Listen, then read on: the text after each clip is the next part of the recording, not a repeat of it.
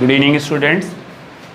So in the class 12th, we are revising the chapter coordination compound. So in the last revision, I have explained about the naming and given some question to do. So now once again, I want to explain valence bond theory to you. Suppose you want to find the hybridization and shape magnetic nature of any complex like FeH2O whole 6 power plus 2. This type of question everywhere you will get in the question paper. And what will be the question? Question will be find the hybridization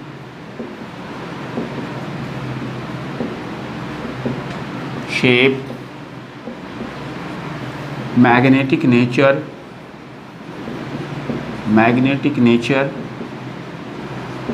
or spin of complex given below.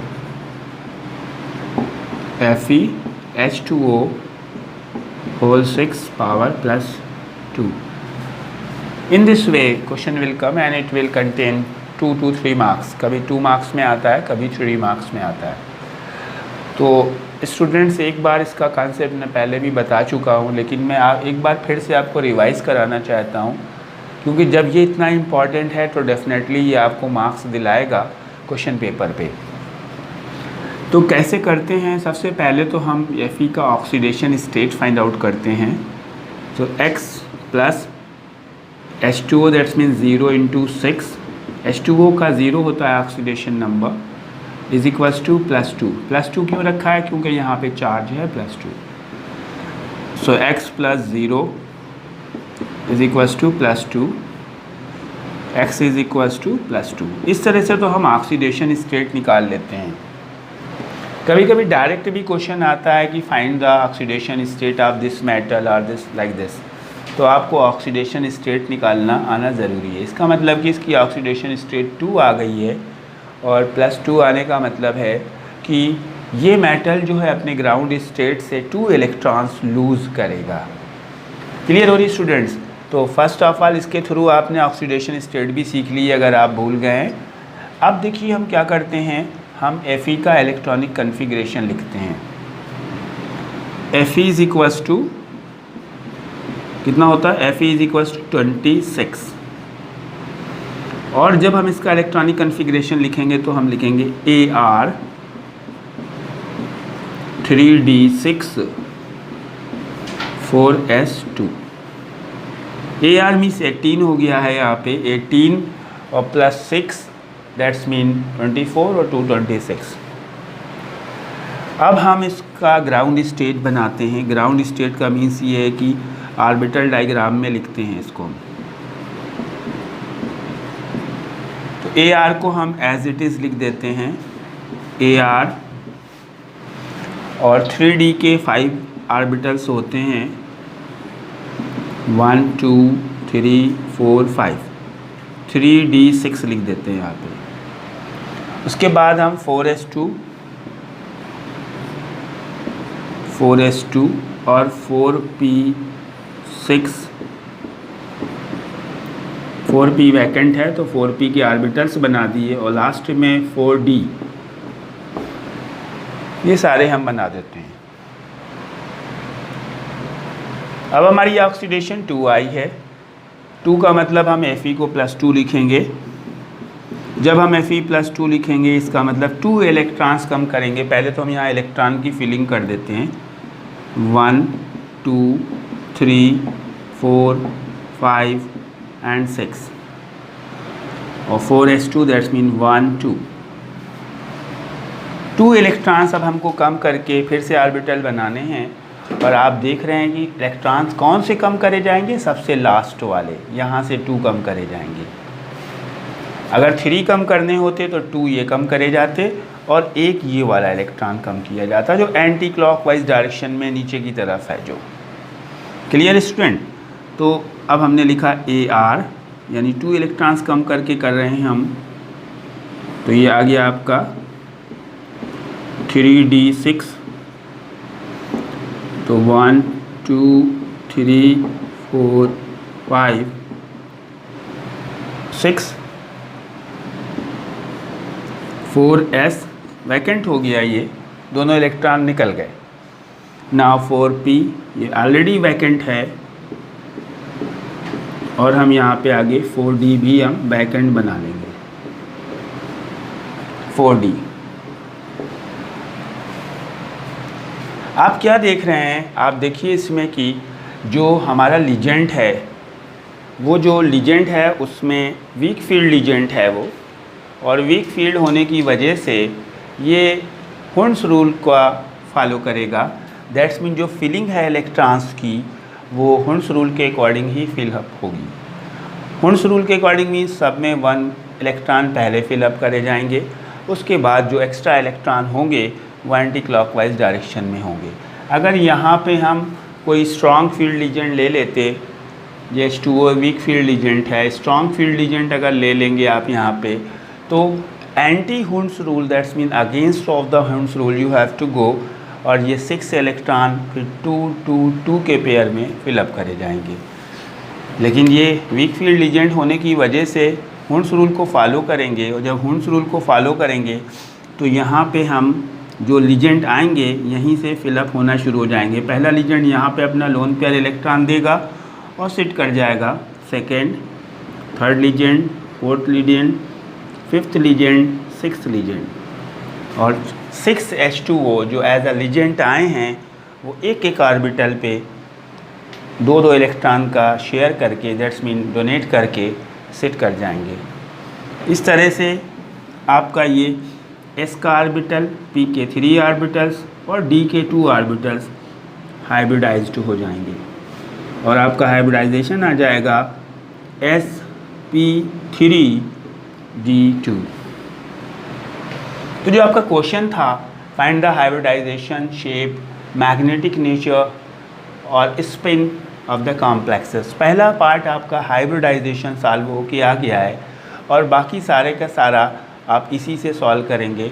जब आपका hybridisation sp3d2 आएगा तो shape होगा octahedral, octahedral, और वो shape क्या होगा, shape ये बनेगा आपका, एक स्क्वायर प्लेनर बनाएंगे, बीच में Fe लेंगे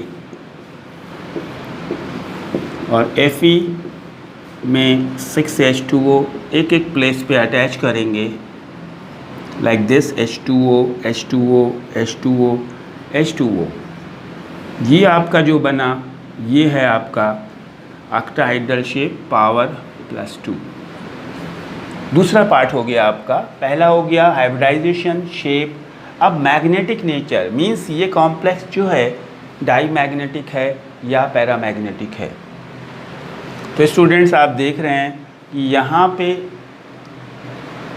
ये 1 2 3 4 ऐसे इलेक्ट्रॉन्स हैं जिनका पेयर नहीं बन रहा है। जब 4 इलेक्ट्रॉन्स इनका पेयर नहीं बन रहा है तो ये अनपेयर्ड इलेक्ट्रॉन अगर पूछे जाते हैं क्वेश्चन में तो आप अनपेयर्ड इलेक्ट्रॉन लिखेंगे 4।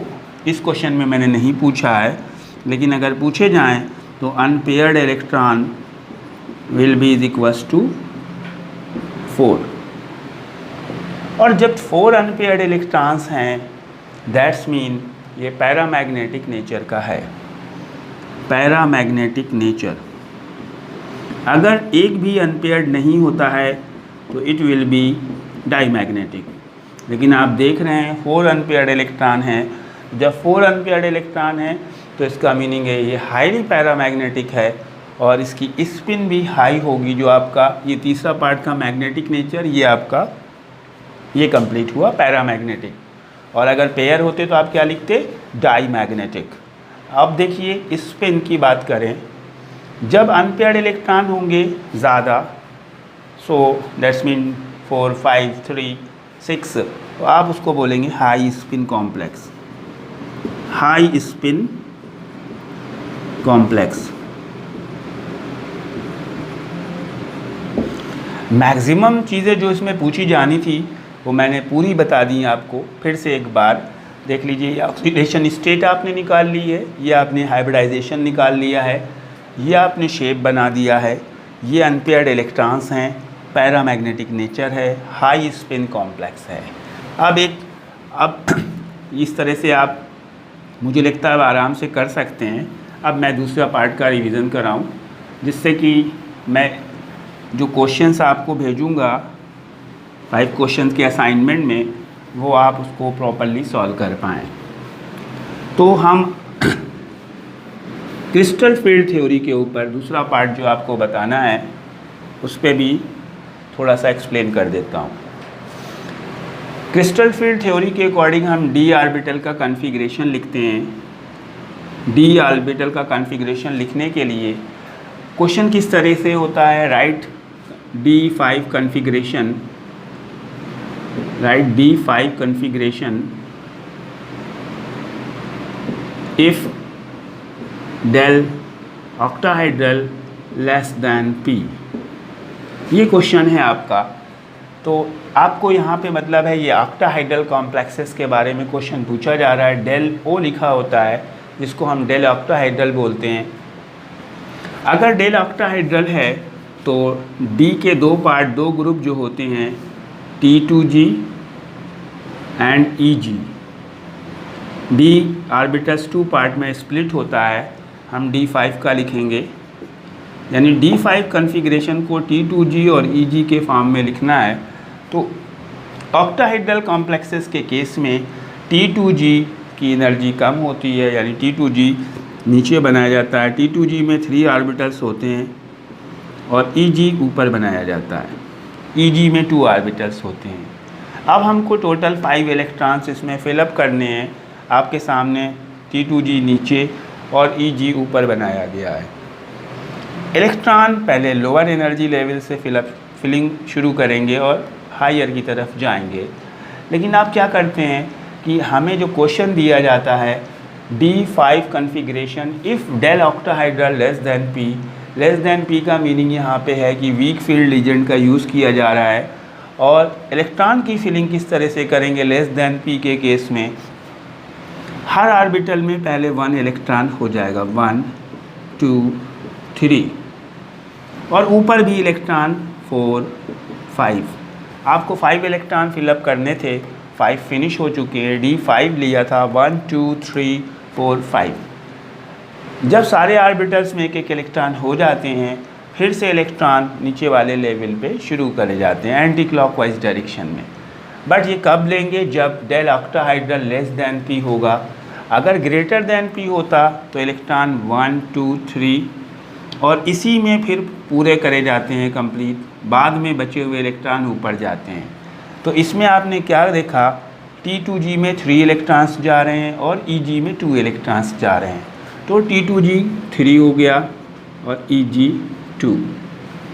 ये है आपका D5 configuration, T2G 3 EG 2 when del octahedral less than P. One more example I want to give to you. If you want to write D7 configuration if del octahedral greater than P, तो आपने देखा कि आपको पहले T2G लिखना है, फिर आपको EG लिखना है। T2G में आपके इलेक्ट्रॉन होंगे, 3 ऑर्बिटल्स होंगे और EG में 2 ऑर्बिटल्स होंगे। और ग्रेटर देन P का कॉन्सेप्ट है, ऐसे भरेंगे 1 2 3, इसी को कंप्लीट करेंगे 4 5 6। हमें 7 इलेक्ट्रॉन फिलअप करने थे, 6 हम फिलअप कर चुके हैं और नीचे के सारे ऑर्बिटल फिल हो चुके हैं। अब हमको ऊपर जाना ही पड़ेगा। तो here next one is this. So configuration will be T2G 6 EG 1। तो मुझे लगता है कि आप इस पार्ट को भी सीख चुके हैं और मैंने 2 एग्जाम्पल आपको बताए हैं। अगर हम यहाँ पे टेट्राहाइड्रल कॉम्प्लेक्सेस की बात करते हैं, अगर डेल टेट्राहाइड्रल के फॉर्म में लिखना है तो टेट्राहाइड्रल में EG पहले आता है, EG पहले आएगा और T2G, लेकिन हम उसमें सिर्फ E लिखेंगे, G नहीं लिखेंगे और T2 लिखेंगे जब कॉन्फ़िगरेशन करेंगे। जैसे हमने लिखना है D5 del tetrahedral greater than P। तो पहले हम E ग्रुप बनाएंगे, नीचे 2 ऑर्बिटल्स, ऊपर 3 ऑर्बिटल्स, क्योंकि टेट्राहाइड्रल में नीचे 2 ऑर्बिटल्स होते हैं और ऊपर 3 ऑर्बिटल्स होते हैं। सो स्टूडेंट्स, हमें 5 इलेक्ट्रॉन फिलअप करना है और ग्रेटर देन है, तो 1 2 3 4। जब नीचे के पूरे फिलअप हो जाएंगे, ग्रेटर देन का केस है, तो ऊपर में इलेक्ट्रॉन जाएंगे। Now this is the 5th electron. So what you are seeing here, now the configuration will be Eg4 E4 here and T2 1. This is the configuration of D5 when del tetrahedral greater than P, E4 T2 1. So student, I think it is sufficient revision for you for today, and after this I will send you the assignment of 5 questions. In that you have to solve these problems related to this video. Okay, good night.